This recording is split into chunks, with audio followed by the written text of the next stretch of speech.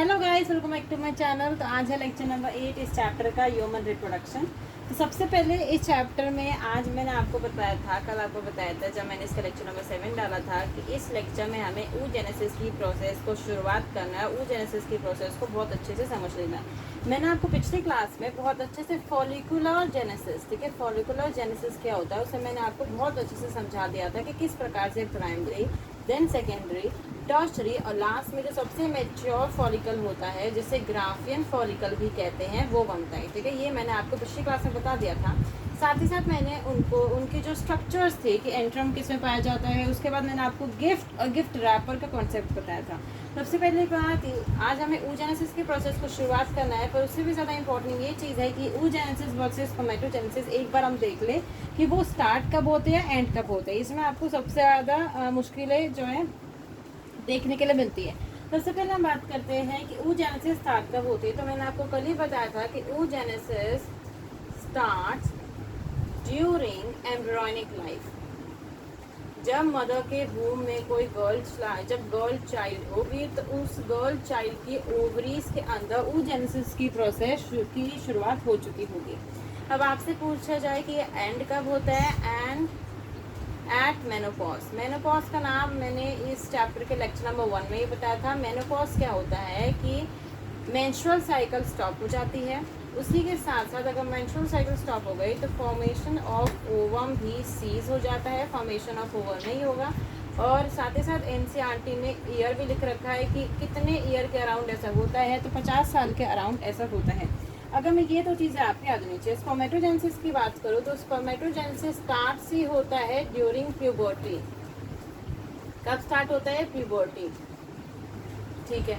अब puberty like 13 से आप ले लीजिए 15 साल के बीच में प्यूबर्टी आ जाती है, 12 से 14 साल आप ले सकते हैं। तो स्टार्ट ड्यूरिंग प्यूबर्टी, ये सबसे ज़्यादा इम्पॉर्टेंट है कि जो स्पर्मेटोजेनेसिस की पूरी प्रोसेस है, जो स्पर्मेटोजेनेसिस की पूरी प्रोसेस है वो कंटिन्यू रहती है। जो फॉर्मेशन ऑफ स्पर्म है वो कंटिन्यू रहती है इवन इन ओल्ड मैन। इसका मतलब क्या है कि स्पर्मेटोजेनेसिस मतलब क्या है? मैंने आपको पहले बताया था कि 200 से 300 मिलियन स्पर्म्स बनते हैं फॉर इजैकुलेशन, ठीक है। अब जैसे मान लीजिए ये तो जब वो 25 से 30 साल के हैं तब 200 से 300 मिलियन स्पर्म्स बन रहे हैं। जैसे जैसे उसकी एज बढ़ती जाएगी तो कभी फिर उसके बाद आपके 10 लाख हो जाएंगे, फिर 10,000 हो जाएंगे, इस तरीके से वैल्यू घटती जाएगी, ठीक है।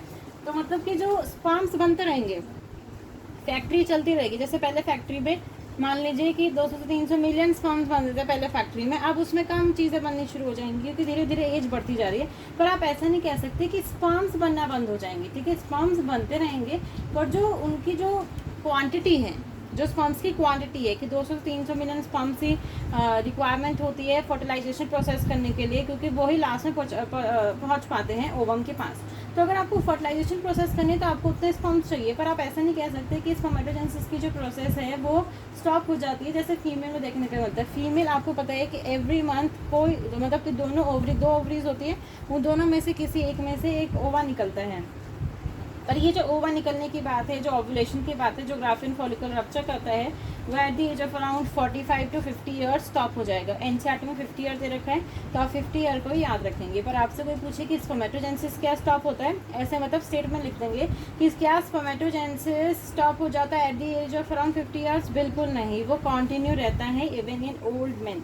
जो ओल्ड मैन है उसमें कंटिन्यू रहता है। तो ये 2 मेन डिफरेंसेस थे जो आपको पता होना चाहिए। तो मैं जो स्पर्मेटोजेनेसिस की पूरी प्रोसेस थी कि पहले आपका स्पर्मेटोगोनिया है, primary spermatocyte, secondary spermatocyte, spermatid का बनना, स्पर्मियोजेनेसिस की प्रोसेस होना, स्पर्म स्पर्मेटोजोआ का बनना, फिर उसके बाद स्पर्मिएशन की प्रोसेस होनी, ये मैं आपको बता चुकी थी। अब हम स्टार्ट करते हैं विद द oogenesis प्रोसेस के साथ।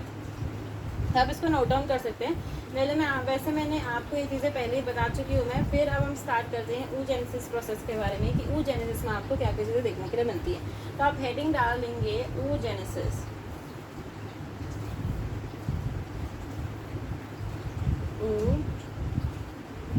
oogenesis मैंने आपको बताया था, oogenesis का मतलब है formation of ovum, formation of ovum, या आप ऐसे समझ लीजिए फॉर्मेशन ऑफ एग और ओवम। अब देखिए कैसे होगा। सबसे पहले मैंने आपको कल ही लाइन लिख के बताई थी कि मिलियन ऑफ oogonia, मिलियन, ठीक है, मिलियन ऑफ oogonia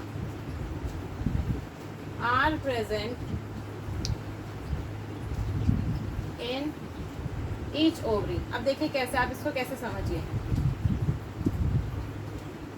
देखिए ये एक ओवरी है, ये दूसरी ओवरी है, ठीक है। इसको थोड़ा ढंग से बनाते हैं। ये एक हो गई, एक ओवरी हो गई, ये दूसरी ओवरी हो गई। इस ओवरी में भी आपके 10 लाख, ठीक है, ओगोनिया होंगे, और इस ओवरी में भी आपके 10 लाख ओगोनिया होंगे, ठीक है। फिर मैं आपको टाइम पीरियड की भी बात बताऊंगी कि कब की बात हो रही है, कि मिलियन ऑफ ओगोनिया का कब प्रेजेंट है, ठीक है। मिलियन ऑफ ओगोनिया का प्रेजेंट है उसके फीटल लाइफ में, जब उसकी फीटल लाइफ चल रही है तब मिलियन ऑफ ओगोनिया प्रेजेंट है। ऐसे नहीं है कि दोनों को मिला के, मैं दोनों ओवरीज को मिला के कह रही हूँ, मैं कह रही हूँ हर एक ओवरी में आके मिलियन ऑफ ओगोनिया प्रेजेंट होगी। अब देखिए, अभी जो आपका ओगोनिया है, आप एक ओगोनिया को उठा लीजिए, ठीक है। वो ओगोनिया आपको पता है ट्वेन होता है, ठीक है।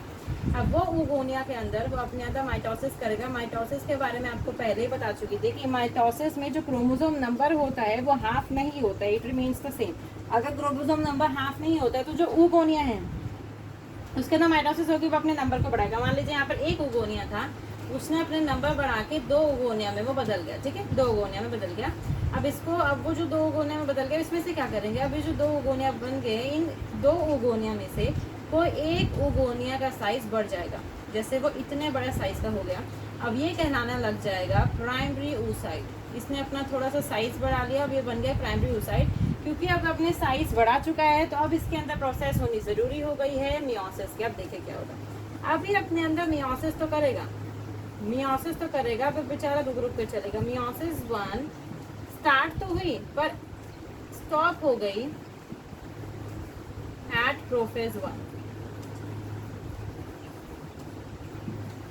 और ये यहाँ पे मैं आपको फॉलिकल लिख के बता देती हूँ कि ये कौन से फॉलिकल की बात चल रही है। ये प्राइमरी फॉलिकल, ये सब प्रोसेसेस अभी प्राइमरी फॉलिकल के अंदर हो रहे हैं। और ये कौन सा टाइम पीरियड चल रहा है, फीटल लाइफ, फीटल लाइफ। अब देखिए क्या होगा, एक तो फीटल लाइफ वाली बात हो गया। आपसे पूछेगा कि बर्थ के समय क्या होगा, बर्थ के समय क्या होगा, प्राइमरी फॉलिकल के अंदर प्राइमरी oocyte होगा, जिसके अंदर जो मियोसिस होगी वो स्टॉप हो गई होगी एट प्रोफेज 1 ऑफ मियोसिस 1, ठीक है। इस पे क्वेश्चन आएगा, ये पूरी की पूरी लाइन को आप पढ़ लीजिए। सबसे पहले मैंने क्या बोला कि million of oogonia are present in each ovary, दोनों ओवरी में मिलियन ऑफ ओगोनिया। आपने एक ओगोनिया को उठाया, वो ओगोनिया क्या था, 2n था, ठीक है। सबसे पहले वो अपने नंबर को बढ़ाएगा ना, सबसे पहले अपने नंबर को बढ़ाएगा। तो उस ओगोनिया ने क्या करा, अपना माइटोसिस करके अपने ढेर सारे अपने नंबर बढ़ा लिए। उस जो उसने ढेर सारे, मान लीजिए एक ओगोनिया तो उसने 50 ओगोनिया बना दिया अपने नंबर बढ़ा के माइटोसिस करके। अब उस 50 में से कोई एक ओगोनिया ऐसा होगा जो अपना थोड़ा साइज बढ़ा लेगा, वो कहलाने लगेगा प्राइमरी oocyte। वो प्राइमरी oocyte क्योंकि माइटोटिक डिवीजन हुई है तो वो 2n का 2n ही रहेगा। मैंने आपको वहाँ आपने देखा था स्पर्मेटोजेनेसिस के प्रोसेस में कि उसमें भी प्राइमरी स्पर्मेटोसाइट बनता था, उसके अंदर मियोसिस 1 हुई, सेकेंडरी स्पर्मेटोसाइट बन गया। पर यहाँ पर मियोसिस 1 हुई तो मतलब चालू तो हुई पर वो रुक गई बेचारी, ठीक है, अटक गई, तो बेचारी रुक गई। अगर रुकी है मियोसिस 1 के प्रोफेज 1 में वो रुक चुकी है, ठीक है। मियोसिस 1, अगर आपसे कोई पूछे कि मियोसिस 1 अभी कंप्लीट हुई, नहीं कंप्लीट हुई है, ये अभी फीटल लाइफ की बात चल रही है। यहाँ तक की फीटल लाइफ, मैं आपको ऐसे ही करके टाइमलाइन बता देती हूँ कि यहाँ तक की जो बात हो रही है वो फीटल लाइफ की बात हो रही है, ठीक है। फिर उसके बाद बर्थ की बात आई। आपसे कोई पूछे कि जब वो फीमेल चाइल्ड जो है वो वूम में, ये तो यहाँ तक का प्रोसेस जब वो वूम में है, ठीक है, मदर के वूम में है, तब उसकी जो बातें चली कि भाई जो उसका प्राइमरी oocyte है वो मियोसिस 1 की प्रोफेज 1 में प्राइमरी फॉलिकल के अंदर अभी स्टॉप हो चुका है, ठीक है। अब क्या होगा, जब बेबी जो गर्ल चाइल्ड था उसका बर्थ हुआ तो उस समय उसकी ओवरीज में क्या स्टेज चल रही होगी, उसकी ओवरीज के अंदर इस समय प्राइमरी फॉलिकल प्रेजेंट हो गए। सबसे पहली बात, उस प्राइमरी फॉलिकल के अंदर भी प्राइमरी oocyte प्रेजेंट होगा जो कि मियोसिस 1 के प्रोफेज 1 में उसका जो मियोसिस का जो स्टेज है वो स्टॉप हो गया होगा। इतनी चीज़ समझ में आती, ठीक है। अब इसके आगे वाली जो स्टेज है, बर्थ से लेके बर्थ, चाइल्डहुड और फिर प्यूबर्टी तक, मतलब कि बर्थ से लेके जब तक वो प्यूबर्टी नहीं अटेन कर लेती, ठीक है, मतलब 12 से 13 साल के बीच में अभी क्या होगा, पहले आप उसको नोट डाउन कर लीजिए, फिर हम आगे बढ़ते हैं कि बर्थ से लेके प्यूबर्टी तक अब क्या स्टेजेस देखने के लिए, फिर प्यूबर्टी के लेटर हम देखेंगे कि क्या क्या स्टेजेस देखने के लिए मिलती हैं, तो इसका आप नोट डाउन कर सकते हैं। अब देखिए इतनी चीज़ें आपको देखने के मिली। अब मैंने आपको बर्थ की तो बात बता दी कि बर्थ में क्या होता है। अब हम बात करते हैं कि चाइल्डहुड के दौरान क्या होगा, मतलब बर्थ, चाइल्डहुड और प्यूबर्टी तक। पहले आप लिखिए, अब देखिए क्या होगा। जो मैंने आपको बोला कि जो प्राइमरी फॉलिकल है, ठीक है, जो प्राइमरी फॉलिकल है। अब आपको पता था कि मिलियंस ऑफ फुगोनिया थे, ठीक है, और अब यहाँ पर कितने बच जाएंगे, 60,000 से 80,000 प्राइमरी फॉलिकल बन जाएंगे। वही स्टेज वो मियोसिस 1 के प्रोफेज 1 में अभी स्टॉप हो गए। इतनी से समझ में आती है। अभी देखिए ये टाइमलाइन कहाँ से लेके कहाँ तक, बर्थ से लेके आपका चाइल्डहुड तक ये सब चीज़ें चलेंगी कि भाई प्राइमरी फॉलिकल। अब इसको देखो, मैं आपको पूरा तरीका बताती हूँ कि आपको पता था कि भाई लगभग 1 लाख कुछ थे, 1,60,000 से, आप ऐसे लिख लीजिए 1,60,000 से 1,80,000, ठीक है, 80,000 आपके प्राइमरी फॉलिकल्स थे जब बर्थ हुआ, ठीक है। पर जब प्यूबर्टी अटेन की तो उस समय सिर्फ 60,000 से 80,000 ही रह गए। ऐसा क्यों, ये इतना क्यों डिफरेंस है? आप पूछोगे अपने आप से कि भाई 1 लाख कहाँ गए, तो ऐसा पता क्यों हुआ? देखिए, जब मैंने आपको बताया कि प्राइमरी फॉलिकल से सेकेंडरी, फिर टर्शरी, फिर ग्राफियन फॉलिकल बना, और ग्राफियन फॉलिकल से ही तो ओव्यूलेशन होगा, फिर स्पर्म के कांटेक्ट में आएगा, फर्टिलाइजेशन होगा, फिर बेबी बनेगा। पर इस प्राइमरी फॉलिकल से सेकेंडरी फॉलिकल तक जाना, टर्शरी फॉलिकल जाना, ये एक हार्मोन के इन्फ्लुएंस में होता है, जो कि होता है FSH, फॉलिकल स्टिमुलेटिंग हार्मोन। अब भाई जब वो फॉलिकल स्टिमुलेटिंग हार्मोन सिक्रीट होगा तभी जाके ये प्राइमरी से सेकेंडरी से टर्शरी और फिर ग्राफियन फॉलिकल बन पाएगा। मैंने आपको जब मैं स्पर्मेटोजेनेसिस पढ़ा रही थी, ठीक है, मैंने आपको हार्मोन का इन्फ्लुएंस बताया था कि जब प्यूबर्टी होती है, हाइपोथैलेमस जो कि मास्टर ग्लैंड होता है, अब इसको रिवाइज कर सकते हैं, वो क्या करता है, वो निकालता है GnRH। प्यूबर्टी के दौरान मेल्स और फीमेल दोनों में ही GnRH गोनाडोट्रोपिन रिलीजिंग हार्मोन की मात्रा बहुत ज़्यादा बढ़ जाती है, जो कि फिर वर्क करता है एंटीरियर पिट्यूटरी के ऊपर और LH और FSH निकालता है। ये सारी चीज़ें कब हो रही है? प्यूबर्टी के समय हो रही है, जब वो बर्थ से लेकर चाइल्डहुड तक है, ठीक है। जब मान लीजिए 1 से लेकर 12-13 साल तक है, तब तक तो अभी तक कोई FSH का रोल नहीं है, तब तक GnRH की वैल्यू भी ज़्यादा नहीं है ब्लड में, तो तब तक प्राइमरी फॉलिकल भाई सेकेंडरी टर्शरी में बने तो बने कैसे? तो इसी वजह से प्राइमरी फॉलिकल सेकेंडरी टर्शरी में नहीं बन पाता है, और ये क्या कर जाता है, वो बेचारा फॉलिकुलर अट्रीशिया का शिकार हो जाता है। मतलब क्या है, ये जो 1 लाख मतलब 60,000 तो ठीक है, जो 1 लाख प्राइमरी फॉलिकल्स थे वो बेचारे डीजनरेट हो गए। मतलब आप फिर समझिए कि प्राइमरी फॉलिकल अपनी नज़रें बिछा के बैठा था कि FSH अब रिलीज़ होगा, फिर मैं सेकेंडरी फॉलिकल में चेंज होगा, फिर मैं टर्शरी में, फिर ग्राफियन फॉलिकल, फिर मैं ओव्यूलेशन पे ओव्यूलेशन करूँगा। पर ऐसा कुछ नहीं हुआ, ठीक है। उसकी जितनी भी उम्मीदें थी उसमें पानी फिर गया। उसको FSH का इंतज़ार था, पर उसे ये नहीं पता था कि ये FSH तो प्यूबर्टी के समय आने वाला है। उसने 1,60,000 तक तो बना दिए, पर वो बेचारा जितने भी प्राइमरी फॉलिकल्स थे वो डीजनरेट हो गए जब तक उसने प्यूबर्टी जब तक हिट करी उस फीमेल चाइल्ड में, तब तक वो जो प्राइमरी फॉलिकल्स थे वो सारे के सारे डीजनरेट कर गए, ठीक है। वो क्या कर गए? डीजनरेट कर गए, ठीक है। सो बर्थ, चाइल्डहुड और फिर प्यूबर्टी, अब देखिए, जब प्यूबर्टी आई, ये सब प्यूबर्टी का सिनेरियो है, ठीक है, कि प्यूबर्टी के दौरान बर्थ से लेकर चाइल्डहुड, फिर प्यूबर्टी के दौरान 60,000 से 80,000 प्राइमरी फॉलिकल्स रह गए हैं, ठीक है। क्या रह गए हैं?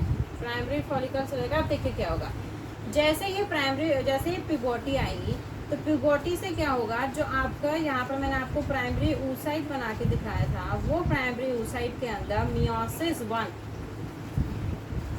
मियोसिस 1 कंप्लीट हो जाएगी on the onset of puberty. जैसे ही मियोसिस 1 कंप्लीट होगी तो आपका क्या बनने वाला है? आपका बनेगा फर्स्ट पोलर बॉडी और दूसरा बनेगा सेकेंडरी oocyte, ठीक है। ये हो गया 2N और ये हो गया AN। अब आप पूछोगे कि ये फर्स्ट पोलर बॉडी क्यों बनी? आप सिर्फ सुन लीजिए, ठीक है। आपको पता है कि स्पर्म बहुत छोटा होता है, माइक्रोस्कोपिक होता है। अगर वो स्पर्म छोटा है, ठीक है, तो उसके अंदर छोटा सा साइटोप्लाज्म आएगा, ठीक है। अब देखिए, जो न्यूबॉर्न बेबी बनने वाला है उसे खाना कहाँ से मिलेगा? साइटोप्लाज्म से मिलने वाला है। तो साइटोप्लाज्म भरपूर मात्रा में तो होना चाहिए। आप बताइए, नेचर ने क्या किया? नेचर ने देखा कि भाई हमने स्पर्म के अंदर बहुत कम साइटोप्लाज्म को छोड़ा है, तो हमें किसी न किसी तरीके से जो आपका एग बनने वाला है उसमें ज़्यादा साइटोप्लाज्म को रखना पड़ेगा। तो साइटोप्लाज्म का बैलेंस बनाए रखने के लिए ही ये एक अनइक्वल डिवीजन, यहाँ पर आप लिखिए अनइक्वल, यहाँ लिख देती हूँ मैं,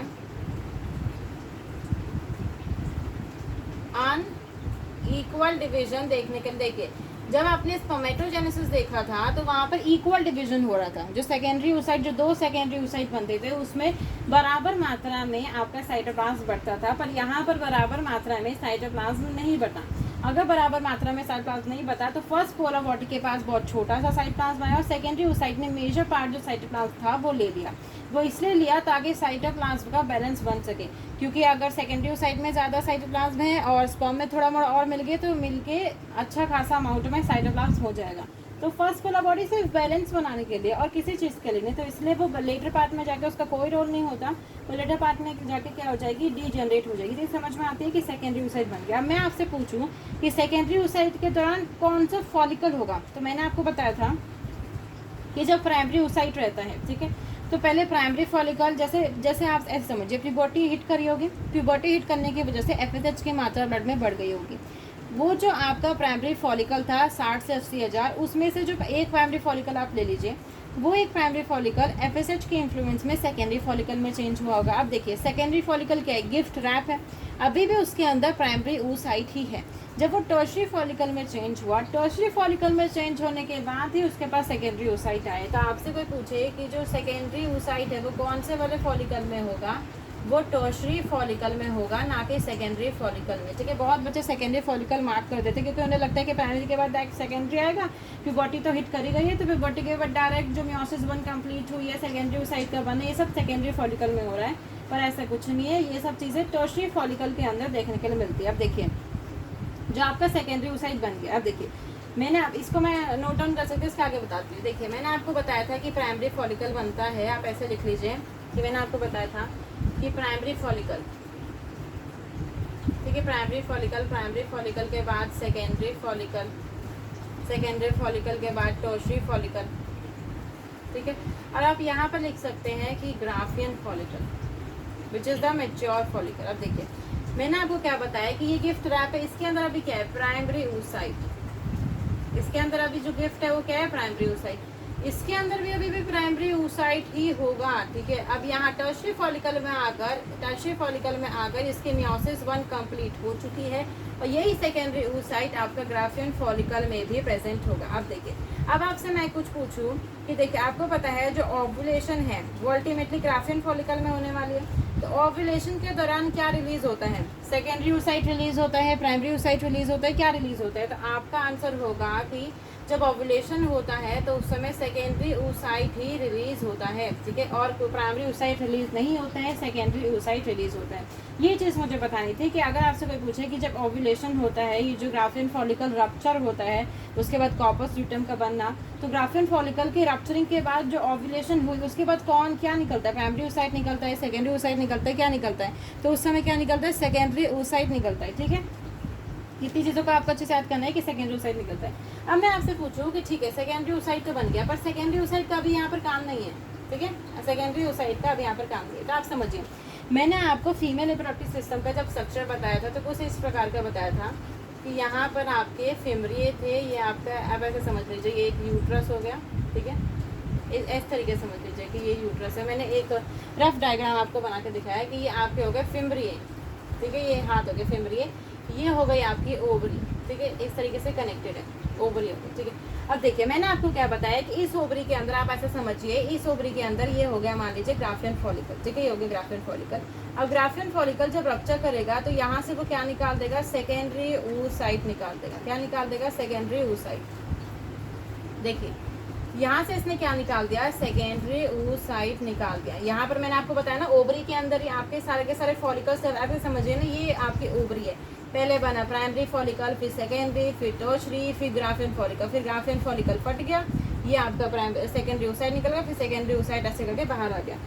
अब जो सेकेंडरी oocyte बाहर आया है, अब इस सेकेंडरी oocyte को पता है क्या करेगी, ये हाथ जो है, मतलब ऐसा समझिए कि ये सेकेंडरी oocyte है, ठीक है, ये सेकेंडरी oocyte है, इस सेकेंडरी oocyte के जो इनफंडिबुलम के जो हाथ है इसको ऐसे कैच कर लेंगे, तो इसके अंदर जो कैविटी है इसके जो हाथ है इसने इसको कैच कर लिया, यहाँ से ये सीलिया के थ्रू इसको इस रीजन में पहुँचा देंगे। और मैंने आपको बताया था ये रीजन होता है एम्प्यूला, और एम्प्यूला में क्या होती है, एम्प्यूला ही वो साइट है जहाँ पर अल्टीमेटली फर्टिलाइजेशन का प्रोसेस होने वाला है। मतलब ये मान लीजिए आपका वजाइना है, ये क्या हो गया वजाइना, यहाँ से आपके स्पर्म्स, ढेर सारे स्पर्म्स एंटर करेंगे, ठीक है, ये आपके स्पर्म्स एंटर करेंगे, ठीक है, ये स्पर्म्स एंटर करेंगे। अब ये स्पर्म्स एंटर करने के बाद इस रीजन में जाएंगे, यहाँ पर आपका सेकेंडरी oocyte पहले से प्रेजेंट है, दोनों की फर्टिलाइजेशन हो जाएगी। इस प्रकार का कुछ आपको देखने के लिए मिलता है। अब भाई सेकेंडरी oocyte, अब आपको समझना चाहिए ना कि जो आपने आप बोलते हो एग होता है, ओवम होता है, सेकेंडरी oocyte का नाम तो किसी ने कहीं नहीं सुना है। अब भाई वो एग ओवम कैसे बनता है, देखिए मैं आपको बताती हूँ, ये आप नोट डाउन कर सकते हैं। मैंने आपको बताया कि सेकेंडरी oocyte बन चुका है और वो कौन सी फॉलिकल में है, टर्शियरी फॉलिकल। मुझे आप समझिए जो सेकेंडरी oocyte है, जो सेकेंडरी oocyte है वो क्या है, अभी एन है। अब देखिए क्या होगा, इस सेकेंडरी oocyte के अंदर मियोसिस 2, अब मियोसिस 2 तो होनी पड़ेगी ना अल्टीमेटली एग बनाने के लिए, तो मियोसिस 2 स्टार्ट तो होगी, ठीक है, मतलब मियोसिस 2 भी मियोसिस 1 की तरह ही स्टॉप हो जाएगी एट मेटाफेज 2 पे। मेटाफेज 2 पे क्या हो जाएगी, स्टॉप हो जाएगी। आप देखिए सेकेंडरी oocyte था, मतलब धक्के लगते रहेंगे। प्राइमरी oocyte था, प्राइमरी oocyte ने सोचा चलो अब मैं मियोसिस करता हूँ, उसमें स्टॉप हो गया। पर वो खुली कब, मतलब स्टॉप होने के बाद वो फिर से कब चालू हुई, वो साइकिल फिर से कब चालू हुई, जब प्यूबर्टी आई। अब फिर से जब सेकेंडरी oocyte, तब फिर से उसमें मियोसिस 2 स्टॉप हो गई, ठीक है, मेटाफेज 2 पर फिर से स्टॉप हो गई। अब वो इंतजार, अब देखिए प्राइमरी oocyte ने इंतजार किया प्यूबर्टी का, कि प्यूबर्टी जैसे ही आएगी तब जाके मेरी मियोसिस कंप्लीट होगी। सेकेंडरी, ये जो सेकेंडरी oocyte क्या इंतजार करेगी, जैसे ही जो आपका स्पर्म है, जैसे ही जो आपका स्पर्म है वो टच कर लेगा इस सेकेंडरी oocyte को, ठीक है, सेकेंडरी oocyte को, तो आपकी जो मियोसिस 2 है, जो मियोसिस 2 है वो कंप्लीट हो जाएगी। अब मियोसिस 2 जैसे ही कंप्लीट होगी तो उस समय भी दो चीज़ें बन के आएंगी। एक बनेगा आपका सेकेंड पोलर बॉडी। मैंने आपको बता दें कि पोलर बॉडी बनती ही क्यों है, ताकि वो क्या कर सके, आपका जो साइटोप्लाज्म का जो बैलेंस है वो बना के रख सके, तो वो लास्ट में जाके डीजनरेट हो जाएगी। और उसके बाद क्या बनने वाला है, यही मेन चीज़ है, ये ओवम। जो आप ओवम सुनते हैं ना कि एग बना, ओवम बना, ये ओवम, या फिर इसको ooted भी कह सकते हैं, यही आगे जाके बनेगा। फिर स्पर्म और ओवम के बीच में फ्यूजन हो जाएगा, जायगोट बन जाएगी। तो ये समझ में आती है। तो एनसीईआरटी में लिखना क्या है कि बिफोर फर्टिलाइजेशन आपकी जो मियोसिस 2 है, जो मियोसिस 2 है वो कंप्लीट हो जाती है, वो कंप्लीट हो जाती है। जैसे समझ में आती है, मैंने आपको बहुत अच्छे से समझा दिया कि जैसे प्राइमरी oocyte ने प्यूबर्टी तक का इंतजार किया, उसी प्रकार से सेकेंडरी oocyte ने इंतजार किया कि आके मुझे स्पर्म जो है टच करे, जैसे धप्पा करते हैं ना, ऐसे करके स्पर्म या आपका सेकेंडरी oocyte हो गया या उसका न्यूक्लियस हो गया, यहाँ पर आके स्पर्म उसको टच कर देगा। तो जैसे ही फर्टिलाइजेशन होने से पहले, फर्टिलाइजेशन होने के बाद नहीं, फर्टिलाइजेशन होने से पहले ही सेकेंडरी oocyte अपने आप को जल्दी से चेंज कर लेगा ओवम और ooted में। उसका भी न्यूक्लियस एन, इसका भी न्यूक्लियस एन, जायगोट बन जाएगा, 2n स्ट्रक्चर। उसके आगे का प्रोसेस आपको पता ही है, तो उसके आगे की क्या प्रोसेस देखने के लिए मिलेंगे, यही सबसे ज़्यादा इंपॉर्टेंट था। लास्ट में आपका ओवम और ooted बन चुका है, ठीक है। इसके बाद आपको पता है कि जायगोट बनेगा 2n, ठीक है। जायगोट में आपको उसके बाद के स्टेजेस जो है वो नेक्स्ट लेक्चर में बताऊंगी। इसमें हम आई होप मेंस्ट्रुअल साइकिल से या तो शुरुआत करेंगे, या तो जायगोट के बाद फर्टिलाइजेशन या इम्प्लांटेशन से शुरुआत करेंगे। सो मिलेंगे हम आपको लेक्चर नंबर 9 में। Please subscribe to my channel, like करिए, शेयर करिए, सब्सक्राइब करिए। Thank you.